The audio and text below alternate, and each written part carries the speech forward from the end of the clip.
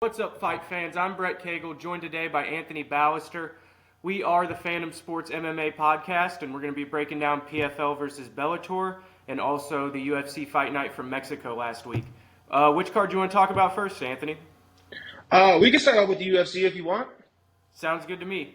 In the main event, we had Brandon Royval defeating Brandon Moreno in Mexico City by split decision. It was kind of a controversial fight. Moreno thought that he won. Royval had over 400 significant strikes landed and got two of the judges' scorecards. One judge scored it 4 rounds to 1 for Moreno. How'd you have it, Anthony? I had a 3-2 Moreno. I had a 48-47. I think the judge's scorecard, who had it so lopsided for Moreno, I think that was pretty far off. I don't think it was that much of a blowout. I thought it was pretty close. I pretty much think you could go 48-47 either way. I thought Moreno probably got rounds 1 and 2. I thought round 3 was pretty close, 50-50. And then I thought, Royval got the last 2 rounds. So I could pretty much see it going either way. As you stated, Royval definitely got the more significant strikes. So I'm not upset that he got the fight. Coming into this fight, I thought Moreno had it in the bag. I didn't think it was going to be close, particularly since, his fight with Pantoja was a lot closer than Royval's fight was. But Royval definitely surprised me, and I'm not, upset that they gave him the win. Yeah, absolutely. I was really surprised with the jab of Royval. He kept Brandon Moreno at distance well. It looked at times that Moreno was only loading up for right hands. He was throwing 1 strike at a time, and I think that was really due to the pressure and volume that Royval was putting on him there, especially in rounds 3, 4, and 5. I had Moreno winning the first 2, 10-9, so he had a 2-0 lead going into the third on my scorecard, but I didn't have him winning any more rounds after that, and the volume of Brandon Royval really just picked up in the later rounds. So it sounds like we pretty much had the same scorecard. It's just the third round was either way. Yeah, exactly. Yeah. So you had the 5th for Royval, though, right? Yeah, 4th and 5th for Royval, and then I had the 3rd for Moreno, but I could see that one going either way. Yeah, I feel like that's where really the round that decided the fight, to be honest with you, with the judges' scorecards. But if you look at it as a whole, I definitely think Royval definitely, got more jabs, did the more damage. So I'm not upset if you look at it, as a whole instead of round by round. You could probably give it to Royval. Mm-hmm. Yeah, but to your point about Moreno winning, he was the one that was attempting the takedowns, and when it got to the ground, Royval scrambled to his feet well, but Brandon Moreno did secure 4 takedowns throughout the fight, so that was something to note as well. So, Royval really wasn't the one pressuring the fight to the floor. Now, my question for you is now, after this fight, do you think this is enough for Royval to earn another title shot against Pantoja, or do you think maybe we should see him fight a number 1 contenders match first and maybe give like an Albazi the next title shot against Pantoja? Yeah, that's exactly what I would like. I'd like to see Albazi. I think that he's earned it. And I think that'd be really interesting stylistically between him and Pantoja, both kind of being dominant grapplers. It's going to force them to stand and trade with one another. I think that Royval needs one more fight, and I want to see him fight Manel Kape. I know Kape had to pull out of one of his fights due to injury and that sort of thing. So I'd like to see 2 really athletic strikers going at it. Kape can get it done on the ground too, former champion in Ryzen before coming to the UFC. And he looked good and beat Felipe Dos Santos, who won this weekend in his last fight. So that's who I'd like to see Royval fight next. Yeah, I think that's a great choice. I think he's definitely paid his dues. I think he could definitely, deserves that shot. I was also maybe thinking like Muhammad Moikov or Moikov. He's got a fight scheduled here against Alex Perez, right? Scheduled next weekend. Let me look at the. Yeah, I think he's fighting Alex Perez. Yeah, that's a good fight. See, the only thing is, I don't think Alex Perez is. Alex Perez is a good fighter. Don't get me wrong, but I don't think that really warrants Mokaev. Yeah, it's not a great win. Yeah, exactly. It's not one of those quality standout wins. I think it's just made me more do so to like Moikaev's record because he'd be undefeated. He's one of those great up and comers that we see from Russia. So I could see why maybe 2 more fights down the line. He is kind of young, so he definitely has some time. So yes, I could see Kape getting that before him. He's paid his due. He's been there a lot longer. So I understand your choice. Say Mokaev does go out and impressively finishes Alex Perez next weekend.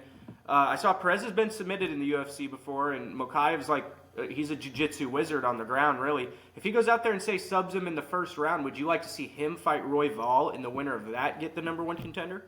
Yeah, exactly. That's if he like goes out in dominant fashion, continues that undefeated streak. I would like to see him and Royval fight for that #1 contenders match.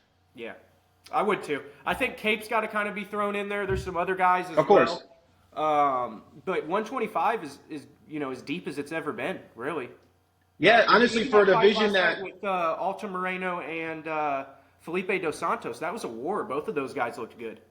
yeah, and for a division that's usually been looked upon as like the weaker, division in UFC, I think it's definitely on the up and coming, and it's definitely going to be a division that we need to watch out for with all those great prospects coming up in the wing. Yeah, absolutely. Okay, so you want to talk about the co-main event, Brian let's move to Ortega with the co-main. submission over Yair Rodriguez? Yeah, absolutely. Brian Ortega, rebounded after nearly 2 years off. Had to face the same opponent he got injured against. Ends up submitting him after he just got his arm snapped, in kind of like an arm bar type situation that he was in with Rodriguez where he snapped his shoulder out of socket. But he really got redemption in this one. And what'd you make of Ortega's performance? I was very, very impressed. Particularly after the first round, I got real excited because I thought Yair was going to get the finish in that first round. But the way Ortega was able to finish, keep his mind, confident, especially after losing to Yair and then having that first round go the way it did. I mean, his confidence had to be at an all-time low. But he kept a good composure, and he really, really came back, dominated round 2, and then he finished it off with the submission in round 3. So I definitely think he really impressed me, and having that much time off, for him to rebound the way he did, is nothing more than, exceptional. Yeah, absolutely. I thought it was, quite honestly, I thought it was the best performance of Brian Ortega's whole career. He goes into enemy territory in Mexico City at altitude. He's not a fighter that's necessarily known for his cardio. Rodriguez goes out there in the first round, pushes a pace like that. And how about before the fight even started, Ortega looked like he tweaked his ankle walking around, while Bruce Buffer was doing the introduction. So he had to show some adversity before the bell even rang, to be honest with you. So, I thought it was the best performance of Ortega's career. He got knocked down with that uppercut in the first. He easily could have got finished, but he weathered the storm, came back, and found his path to victory with the takedown. Yeah, I was definitely very impressed. I definitely think if you had to come up with one, word to describe Ortega, it would definitely be mental toughness. Because that's definitely what it took for him to get this victory. Anybody could have just folded after having, what occurred to him last time he fought Yair, and then for the round 1 to go that way, most people mentally would have just, collapsed at that point, but he didn't. So I was definitely impressed, and I would definitely like to see him, continue his way up the rankings again. Maybe not a title shot right away, exactly what we say with Royval. I don't think he deserves a title shot right away, but I think he's one fight away from having another title shot again. Yeah, I like that. And if Max Holloway gets the job done against Justin Gaethje, he's probably facing Topuria next, probably a shoe-in for that next contender. But Josh Emmett has got to be around here somewhere, He went the distance with Topuria. That was a close fight. Before that, he knocked out Bryce Mitchell in the knockout of the year last year. I wouldn't mind seeing Josh Emmett face Brian Ortega or Alexander Volkanovski. Yeah, that'd be a great matchup. I definitely have no complaints with that. It's weird though if Max Holloway gets the win. I'm not sure. Does he go back to 145 to fight Topuria, or does he try to fight Islam at 155? Yeah, see, it's going to be weird. I don't think that warrants a title shot at 155 pounds, but I believe it could. You could carry that title back down, the BMF title. He could probably take it with him back down to 145, or he could, potentially try and entice Conor McGregor with it too. Conor needs a belt, and we all know if Conor McGregor wins a BMF belt, they're going to immediately throw him into a title shot. I don't know if they'll do that necessarily with Max Holloway, but make no mistake about it, if McGregor was in the same situation as Holloway at UFC 300 and beat Gaethje, he would be fighting Makhachev, like you're saying, yeah. Yeah, and honestly, who wouldn't want to see Topuria fight Max Holloway? I think stylistically that would be a great fight to watch, to see both great strikers against each other. Mm-hmm. I like Mozart. He's out there. He's undefeated. Him and Topuria were supposed to fight before, and they couldn't. So I would like to see him maybe fight a younger guy that's also undefeated. Mm-hmm. The guy I like is the guy Mosvar fought 2 fights ago, that Diego Lopes. For short notice, he looked great against Mozart. Yeah, he did. And Lopez is coming back on UFC 300 against Sadiq Youssef. the guy who went to war with Barboza last year. So that's going to be a really good fight too. So featherweight's just stacked right now.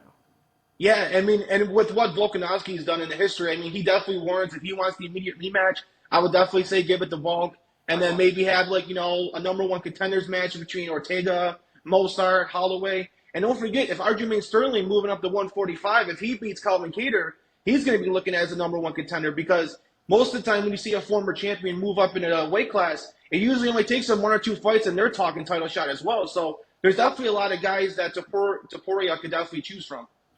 Yeah, and Aljamain Sterling would be very interesting stylistically to Topuria. I know Topuria had really good success against Bryce Mitchell when he faced another jiu-jitsu heavy opponent like Sterling, but if Sterling, he's going to have a size advantage on Topuria. If he can get him to the ground and control his back, he can submit anybody in the world. So we'll see how Aljamain looks at 145 pounds for sure. Yeah, it's definitely a stacked division, and we definitely got a lot of fights coming up to kind of determine who that contender should be. Yeah. So, from the rest of the UFC, fight card in Mexico, what other fights or fighters would you say stood out to you outside of the two main events? I would say that the Francisco Prado versus Daniel Zellhuber fight was pretty awesome. Prado showed a lot of toughness in that one, but it was a matchup of up and coming prospects. One guy was 21, one guy was 24. I like Zellhuber a lot and his potential. He's 6'2". Fighting there at 155 pounds. So, I really like his length. He utilizes a jab well. He really bloodied the nose of Prado, and Prado had to do a lot to even survive that 15 minutes. I like his kicks, too, and on the ground, he's sneaky with his length. He can kind of get in some of those long arm chokes like the Darces and Anacondas on the ground at times, too. So I really like Daniel Zellhuber, and I don't think that Francisco Prado's stock went down too much in this one. Due to his toughness and him being able to at times hurt Prado with those powerful punches. Yeah, I agree. Especially for him to go through that beating that he took, or for him to be able to finish that fight, like you said, that was a miracle. And for him to be just 21 years old, I mean, the average UFC fighter is like 28, 29 years old. So I mean, even though it's a loss, he's still got a lot to grow. So yeah, I don't see his stock going down. But yes, Zellhuber, he reminds me kind of like a Yair Rodriguez. He's so unique with the way he strikes, and he's like so long for the division. I was definitely impressed by him, and I came away being impressed by two Mexican lightweights. I was impressed by him, and I was also impressed by Manuel Torres. I thought he looked dominant as well. Yeah, absolutely. And Chris Duncan's no joke. We saw Chris Duncan knock Charlie Campbell out on the Contender Series. Charlie Campbell now has worked his way back into the UFC, but Chris Duncan is no joke. He just took the first loss of that. There was a fighter from there was a Jewish fighter, a smaller guy. He's like 5'8". I forget his name. His name escapes me. But Chris Duncan beat him by unanimous decision and showed his wrestling in that contest to go along with his heavy hands. So he's very multi-talented. He has many ways to win the fight, and Torres went out there and just choked him out. He's like, okay, you're going to take me to the ground? Well, you don't have the submissions I have. Watch this. And, it ended relatively quickly. And the fight started off because he definitely got stunned. Duncan definitely got him, stunned with one of those strikes. But, basically, like you said, Torres took the fight to the ground. And once he got to the ground, yeah, there was pretty much nothing Duncan could do. And he pretty much controlled the rest of the fight, got the win. So it's nice to see, with the card being in Mexico, we got two great lightweight fighters coming from Mexico, and that's great for the nation, and it's great for UFC. Yeah, absolutely. And then putting in the Performance Institute here this week in Mexico, that's only going to breed up new talent and people coming up through the rankings here in the next couple of years. Now, do you think any of those guys deserve a ranked fighter? Do you think Zellhuber or Torres should fight a ranked fighter next, or do you think they're a fight away from that? I do. Which one called out Paddy Pimblett? Was that Zellhuber? I think it was. Yeah, I want to see Zellhuber and Paddy Pimblett. I want to see that a lot. I think that the winner of that fight should be ranked. I think you could throw Zellhuber in there with a guy like Moicano in the back end of the top 15, or a Bobby Green or a Jalen. You know who I'd really like to see him fight is Jalen Turner. I want to see those two guys put 6'2" versus 6'3". The guys with the longest reach in the division. Let's put them against one another. They have similar skill sets. I think that would be awesome. Yeah, honestly, I couldn't have come up with a better matchup than that. You know, that's probably the tallest and most lengthiest lightweight is Jalen Turner. So it'd be nice to see two guys with that length kind of like negate each other to kind of see what they could do outside of the length that they have. Yeah, I like that one a lot. That would entertain me. But as far as Torres, Torres is 145, correct? He's the weight class lower than Zellhuber. Is he? I'm sorry, I thought he was a lightweight. Is he's at 155 too? Yeah, I thought he was. Yeah. You're right. He is. I don't think Torres has really warranted a ranked fighter yet. Let's see if he can get 2 or 3 more, and then he'll be up there in no time. Yeah, facts. I agree with that. He's still young. He's still got time. Yeah. Him and Chris Duncan are both fresh off the Contender Series. They both really had potential. I thought that was a good matchup, and I was really impressed with Torres, like you're saying, getting the job done as quick as he did. Yeah, and now Zellhuber and Torres, I think, are both on 3-fight win streaks now in the UFC. So yeah, they definitely should be fighting higher people. Like you said, maybe Torres 1 or 2 more fights unranked, but definitely fighting someone maybe just outside the rankings would be fine. I was upset though because we lost one of the matches. We didn't get to see Raul Rojas fight. Mm-hmm. Him and Ricky, I've been watching him since he won the Ultimate Fighter in that season when it was Volkan Ortega. He's got an interesting ground game, and it would have been a good matchup because Raul Rojas is known for his jiu-jitsu, and then when he goes against an older guy, maybe more experienced, who also is a jiu-jitsu fighter, it would have been a very interesting clash, but it actually got rescheduled for next week, so we won't have to wait too long to see that matchup. Yeah, that should definitely be a good fight, and I was definitely disappointed with the way Rojas looked last year when he fought, I think it was Christian Rodriguez. Yep. He kind of exposed him as just basically only being a grappler. He had no striking whatsoever. But I think he rebounded in his next match after, again, I think a KO for Rojas. So I'm definitely, he's young. He's still maybe the youngest fighter in the UFC roster. So, he's definitely got potential, and I'd like to still see him grow and maybe get better as a striker. But this matchup is definitely perfect for where he's at in his development. Yeah, and I think that this matchup is going to force him to strike. So we want to see him and how he looks with his hands, you're right. And I think that he's going to have to use him in this one because Ricky is really game and he can scramble back to his feet very well. He's very wily and spastic in his energy and movements. Kind of like a young Tony Ferguson, to be honest with you. Not the same punching power or finishing ability, but kind of like a poor man's Tony Ferguson. Okay, yeah, so that's definitely going to be an interesting matchup, and it's nice to add to a card next week, which is already, so good. Yeah. So now that transitioned us to the other, MMA card, the PFL versus Bellator. I know that's something that you're very, very excited about. So what was your, reactions, to that card? Yeah, I've been honored enough to be able to cover them for the last year and a half before they sold on Showtime, and I got to interview some of these athletes firsthand, and being able to see Yoel Romero and some of those type of guys was, it's an awesome experience, and the way that those Bellator guys came out and performed on Saturday was awesome. I mean, clean sweep until the main event. Ryan Bader obviously goes into the fight at 40 years old, fighting a 6'8" behemoth in Renan Ferreira. So I kind of saw that one coming. I predicted all 5 of the main card matchups in our preview article. I thought that the closest matchup on the card to call was the Yoel Romero versus Thiago Santos fight.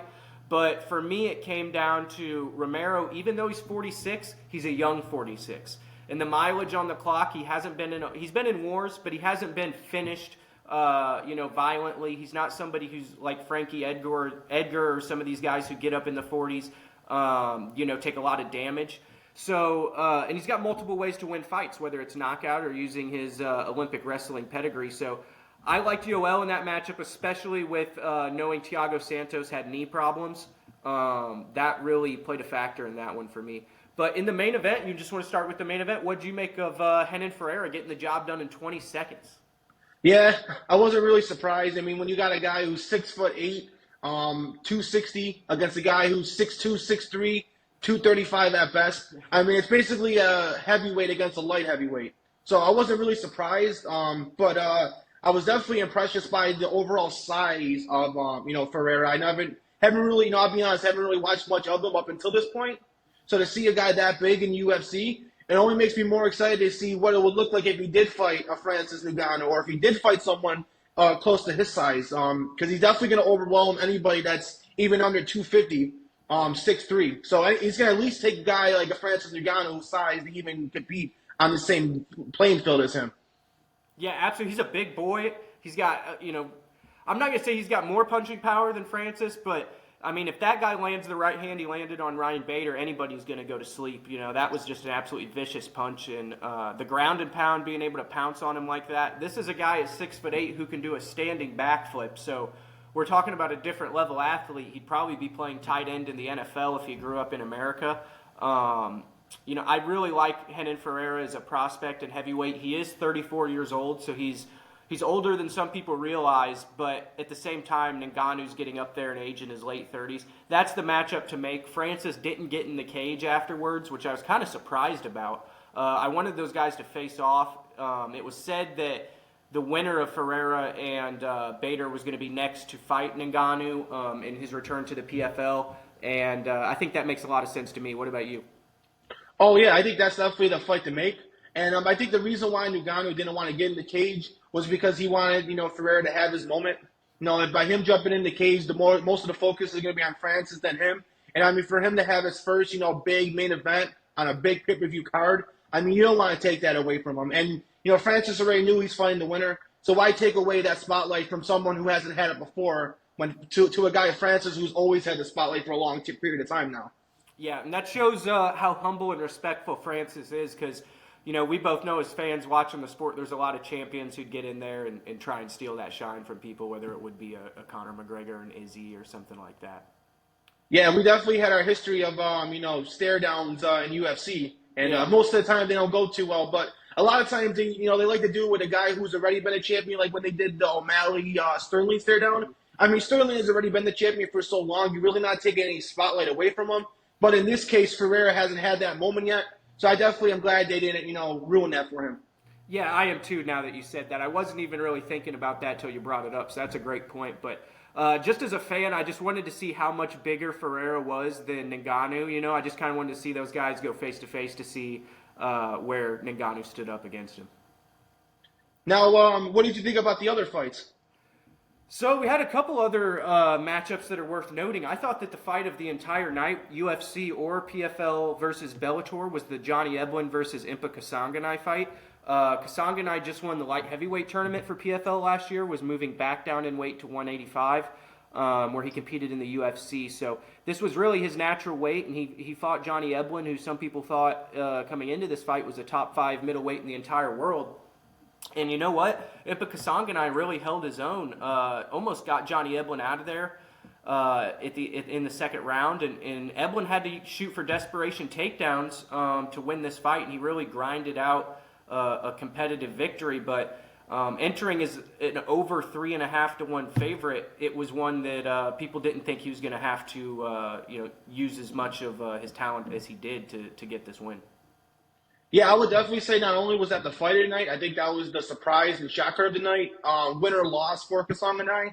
I thought coming in this fight, I thought this was going to be probably the most lopsided fight, maybe besides the main event.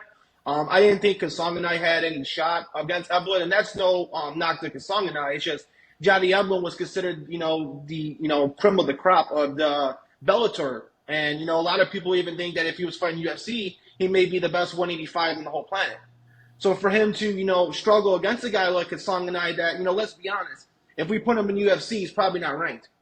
So for Johnny Eblen to, struggle with a guy like that, it makes me think like maybe, is Johnny Eblen, declining? Did he take him lightly? Did maybe he not train as hard for this fight as other fights because he thought it would be so one-sided? Because it definitely didn't seem like the normal Johnny Eblen that we would see. We see him dominate guys like this. He's beating guys that have been more talented than him. But yes, it was definitely close. Kasaganay, I thought maybe was gonna finish him a couple times in the fight, particularly when it was, on their feet. He was definitely beating him in the striking game. But I think when Eblen got him on the ground, I think that's when he showed his superiority, and I think he won the fight on the ground. And I would definitely give him the fight, but it was definitely very close, and I think too close for a caliber of a fighter like Eblen. Yeah, absolutely. And as you were saying this, I think the word that really sticks out to me is alarming. We've seen Eblen go and fight guys like Fabian Edwards and Tokov, people that might not necessarily be household names, but they have talent in one aspect of the fight. Like Tokov's a good combat sambo grappler. Edwards is a good striker. He's kind of facing these one-dimensional guys on his come up, and Kasaganay was the most well-rounded opponent I think that Eblen had faced. And you know, for him to have to go in there and use the takedowns like that after he got hurt was, you know, is alarming. But you know, here's the thing, Anthony. Can you tell me a time that Kasaganay stopped a takedown? I don't understand why Eblen chose to strike with him in those early rounds, which led him to getting hurt. I thought that he had a clear path to victory and found it later in the fight, but I don't know why he wasn't shooting takedowns from the opening bell. Yeah, I agree. I think maybe it comes down to an ego thing. Maybe he was thinking to himself, like, man, how can a guy like this, be, dominating me on the feet? No, I should be dominating this guy. Maybe he was just trying to prove a point. Maybe he thought, like, I'm not going to go out like that. I'm not going to let this guy outstrike me. I'm going to prove that. And then maybe that kind of got him some trouble. And then maybe when he got later into the fight, he's like, man, if I want to win this fight, I'm going to have to just go for the ground. And I think that's when he made a split decision and a game plan decision to change it. But I think maybe it came down to an ego thing, trying to prove to everybody that he could outstrike a guy like that. And thank God he switched that game plan, because if he would have kept striking with him, he probably would end up losing the fight. Yeah, absolutely. You're right. 100%. He had to take that fight to the ground, really. But I agree. I think Eblen won as well. That second round was easily for Kasaganay, in my opinion, but I think the first and third, Eblen got it and edged it on points and control. And now for the the rest of the card, what we thought Johnny Eblen was going to do, I think we saw AJ McKee and Nemkov and Jason Jackson dominate the same way we thought Eblen was going to do. I thought, in my opinion, I guess you could pick a couple different fighters for performance of the night, but in my opinion, I thought Jason Jackson had the performance of the night. I thought he dominated all facets of the game. He was dominating with the light kicks. He was dominating with the grappling and the striking, and I thought his fight was the performance of the night, in my opinion. Yeah, all three of those guys looked good, and I'd have to agree with you. AJ McKee looked really great as well, finishing Clay Collard in under 2 minutes like that by submission, transitioning from 3 different submissions in a row to finally get him with that armbar. I mean, that was slick stuff there. From a gambling perspective, I saw that McKee was plus 500 by submission, which was really stealing. I don't think there was a way he was going to knock Collard out, being a former professional boxer. And I think the way that his path to victory in this fight was submission, which is what I put in my article. So, AJ McKee went out there and really showed out. But what you were saying with Jason Jackson, he's really turned a corner in his career. Beating Douglas Lima, then going and dethroning Yaroslav Amosov in Bellator's last event, taking his undefeated record and his belt. Jason Jackson's in the prime of his career right now, and that's not an easy fight for any welterweight on the planet. Yeah, and I think even though he's not fighting UFC, I think you got to put his name in there as one of the best welterweights in the division. I think if he was fighting UFC, he'd be easily a top 5 rank, and he would definitely easily be a contender for the championship. Yeah, absolutely. I'm a big Shavkat Rakhmonov guy. I think he's destined for UFC gold, and we'll see where Khamzat Chimaev fights in his next fight too. But certainly is up there. Certainly is up there. Yeah, obviously, you got Bilal. He's probably going to get the next title shot. But, yeah, I'm a huge fan of Rakhmonov. I think he's going to be the future champion for a long period of time. Mm-hmm. And quickly before we get out of here, Anthony, so Nemkov is probably going to be in the on-deck circle for that Renan Ferreira versus Bader fight. We kind of probably see that Nemkov is going to be the next challenger there. Jackson called out Cedric Doumbé, which is a great fight stylistically for him. He just has to take Doumbé to the ground. But if Doumbé can stop those takedowns, he can knock out Jackson and take the welterweight championship. But my question for you, who would you like to see AJ McKee fight? Since Usman Nurmagomedov tested positive, the Bellator champion, it's kind of up in the air about what's going to happen with him right now. I'm really interested to see what's next for McKee. What would you like to see? Yeah, that's definitely a good question. There's definitely a lot of good guys out there. Patricio Pitbull may be a good fight for him. I think they fought before? Yeah, so they fought at 145 twice.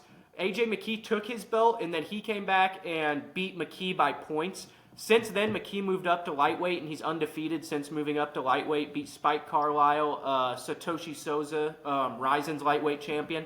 And then just got a win this weekend and won over Sidney Outlaw too. So he's 4-0 at 155. I'd like to see him fight Patricio, like you were saying, or honestly, I'd like to see him enter the lightweight tournament.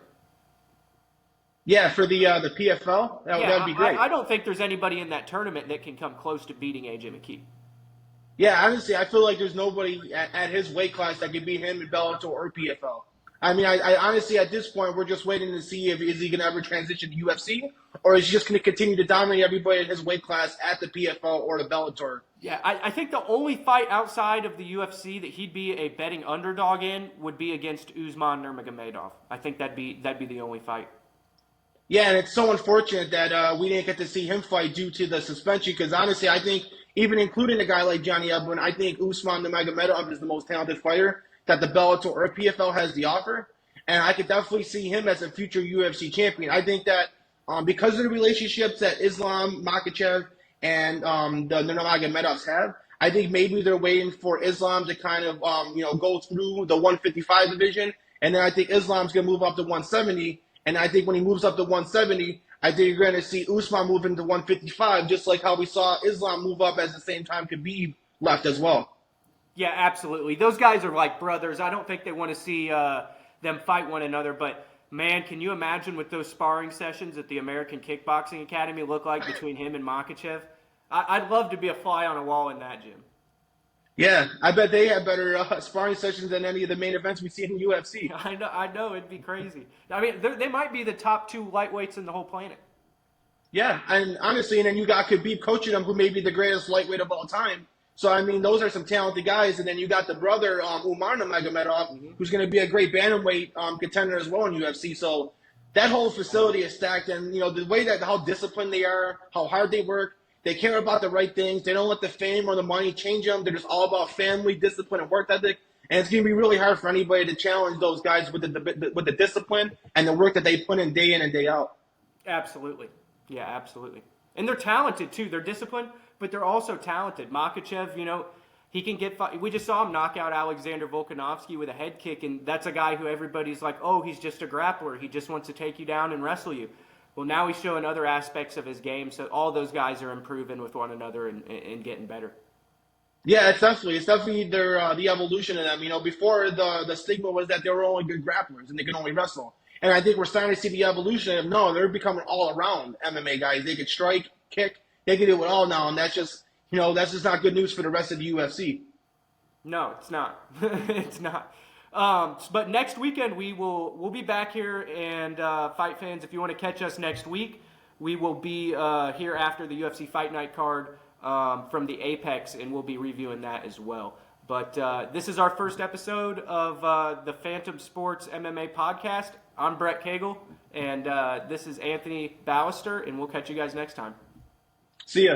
See ya.